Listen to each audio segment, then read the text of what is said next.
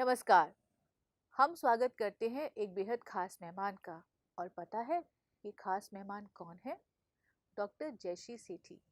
Doctor Jayashree सेठी creative director हैं story घर की। कहानियां सुनाती हैं। तो हम आपकी तरफ से और अपनी तरफ से डॉक्टर जयश्री सेठी का अपने स्टूडियो में स्वागत करते हैं। डॉक्टर जयश्री सेठी, आपका बहुत बहुत स्वागत है यहाँ स्टूडियो में आने के लिए। धन्यवाद उषा जी, इतने प्यार से मुझे बुलाने के लिए। हम आपको प्यार से इसलिए बुलाते हैं क्योंकि हमें मज़ेदार कहानियां तो सुननी होती हैं। और हम आपसे आज सुनेंगे एक कविता जिसका शीर्षक है भगदड़। तो मैं कविता सुनाना शुरू करूं? जरूर। तो कविता का शीर्षक है भगदड़, जैसे कि उषा जी ने बताया। तो कविता कुछ यूं शुरू होती है।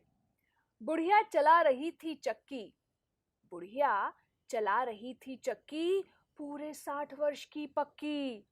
दोने में थी रखी मिठाई, दोने में थी रखी मिठाई, उस पर उड़कर मक्खी आई। बुढ़िया बांस उठाकर दौड़ी, बिल्ली खाने लगी पकौड़ी।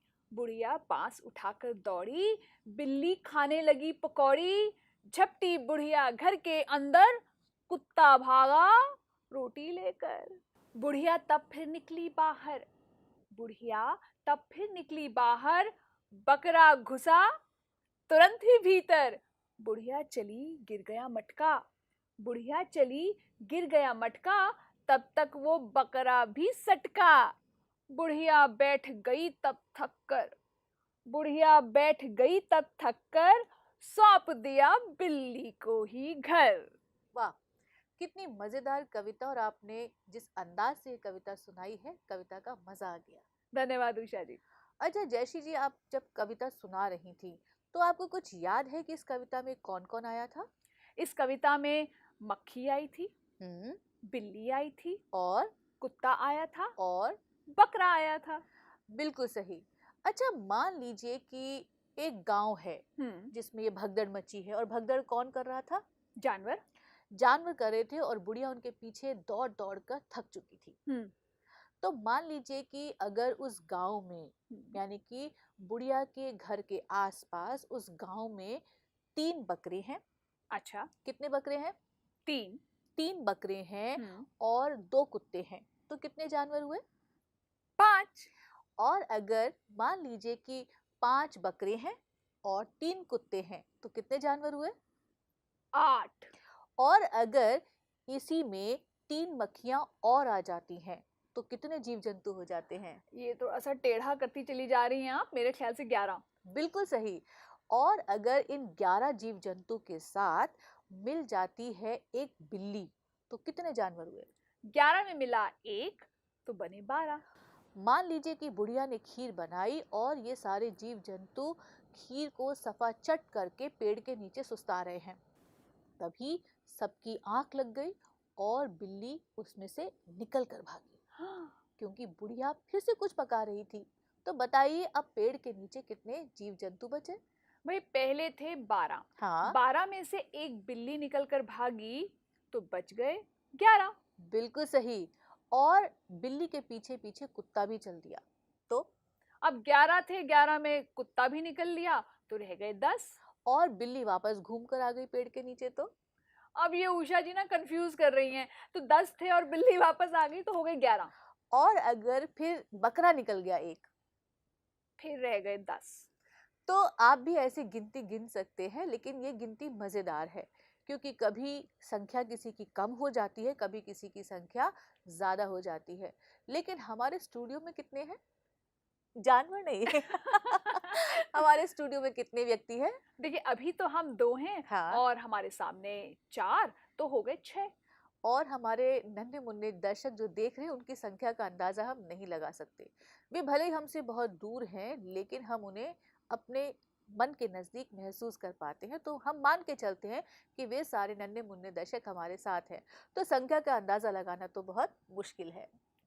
अच्छा जयश्री जी, इस कविता में चक्की शब्द आया था। बिल्कुल।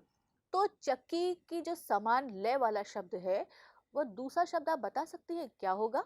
कविता में ही ये शब्द आया हम्म। था, पूरे 60 वर्ष की पक्की। शाबाश जयश्री जी। अगर हम पक्की शब्द में प हटाकर श लगा दें तो क्या बनेगा?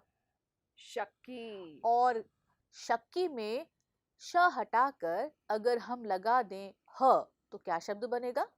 हक्की। और अगर हम ह को भी हटा दें और लगाएं ब तो क्या बनेगा? बक्की। और अक्सर ये एक साथ इस्तेमाल होता है, हक्की बक्की।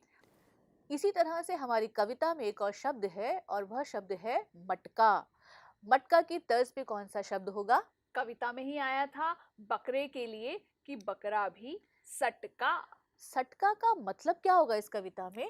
वहां से खिसक लिया, भाग लिया, इससे पहले कि पकड़ में आ जाए। हम्म, तो मटका सटका की तरह एक और शब्द आप बता दीजिए। पटका। और एक शब्द मैं बता देती हूँ, लटका। हाँ। तो मटका, सटका, पटका, लटका। एक और शब्द, गटका। पानी हम गट गट करके पी जाते हैं। शब्दों की बात चली है तो इस कविता में एक और शब्द आया था, घर। जी। घर की तरह समान तुक वाला शब्द कौन सा बन सकता है? पर, जैसे चिड़िया के पर। और अगला शब्द मेरा है, मैंने कहा नर। और मैंने कहा चर। मैंने कहा डर। मैंने कहा तर। मैंने कहा मर। आपके लिए नहीं कहा। मैं तो केवल समान तुक वाले शब्द बता रही हूँ। हम ना तो किसी से डरते हैं और ना ही किसी को मारने की बात करते हैं, जी। और ना ही हमारे नन्हे मुन्ने दर्शक भी डरते हैं। तो हमने कविता के इर्द गिर्द इतनी सारी बात की, हमने जानवरों की गिनती भी की और फिर हमने ये भी देखा कि समान लय वाले शब्द कौन कौन से हैं। अब हम क्यों ना उन जानवरों की आवाजों की बात कर लें। हाँ जी, करते हैं ना। तो मक्खी कैसी आवाज करती है? मक्खी करती है भिन्न भिन्न भिन्न। और बिल्ली? मियाओ, मियाओ। और कुत्ता? और बकरा? मैं मैं। अब ये आपने जो तरह तरह की आवाजें निकाली हैं, यानी कि जयश्री जी ने सारी आवाजें खुद ही निकाल दी हैं, मक्खी की भी, बिल्ली की भी, कुत्ते की भी और बकरे की भी।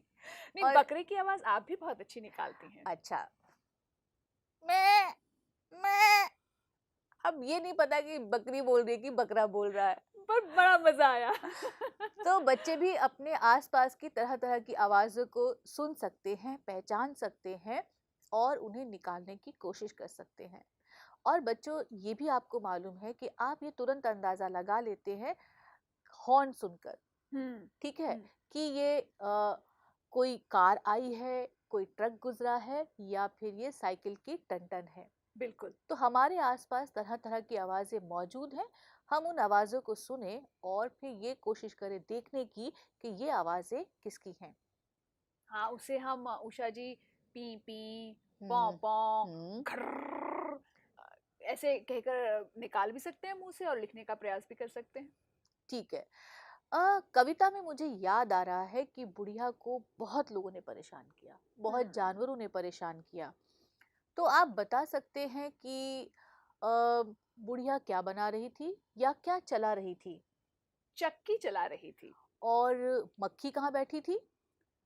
मिठाई पर। तो इसका मतलब है कि हम किसको किसके साथ मिलाएंगे, ये तैयारी हमें करनी है। जी। तो हम इसी अभ्यास में शुरू से शुरू करते हैं और हम शुरू करते हैं बुढ़िया से। तो बुढ़िया को आप किसके साथ मिलाएंगी? बुढ़िया को मैं मिलाऊंगी चक्की के साथ। सही। मक्खी को? मिठाई के साथ। बिल्ली को? बिल्ली को मैं सोच रही हूँ पकौड़ी के साथ। और अंत में क्या बचा? कुत्ता। और अंत में वहां क्या बचा? रोटी। तो आपको 4 शब्दों में से केवल 3 अंक मिलेंगे, क्यों? क्योंकि कुत्ता और रोटी तो अंत में बच ही गए थे। अच्छा ठीक है, कोई बात नहीं। हम आगे चलते हैं और ये देखते हैं कि कविता में कौन किसके बाद आया। तो सबसे पहले कौन आया? सबसे पहले आई थी मक्खी। मक्खी के बाद? मक्खी के बाद आया था कुत्ता। उसके बाद? बकरा।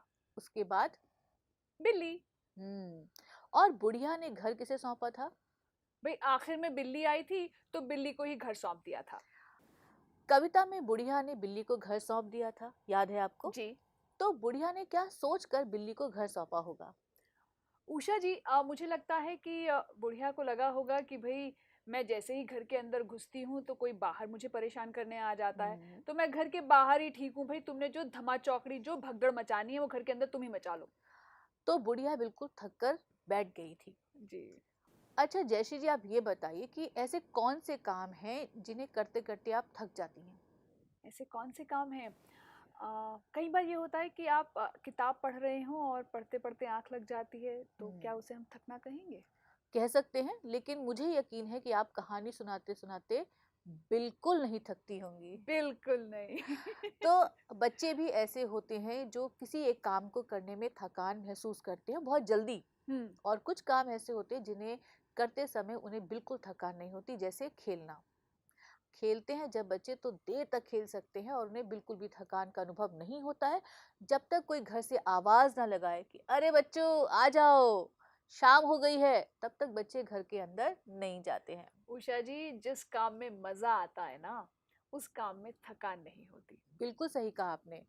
तो हम बच्चों से ये गुजारिश करेंगे कि वे अपनी पसंद के काम हमें लिखकर भेजें कि आपको कौन से काम करना पसंद है, यानी कि जिसमें आप थकते नहीं हैं, और ऐसे कौन से काम हैं जिसमें आप बहुत जल्दी थक जाते हैं। हमारे पास लिखकर ज़रूर भेजिएगा। हमारा पता है earlyliteracy.ncert@gmail.com। मैं फिर से दोहरा देती हूँ, हमारा पता है earlyliteracy.ncert@gmail.com। ज़रूर लिखकर भेजिएगा, हम प्रतीक्षा करेंगे। तो आपकी तरफ से और हमारी तरफ से डॉक्टर जयश्री सेठी का धन्यवाद दे दें। आपका बहुत बहुत धन्यवाद यहाँ आने के लिए और मज़ेदार बातें करने के लिए और कविता सुनाने के लिए। धन्यवाद उषा जी, मुझे यहाँ बुलाने के लिए।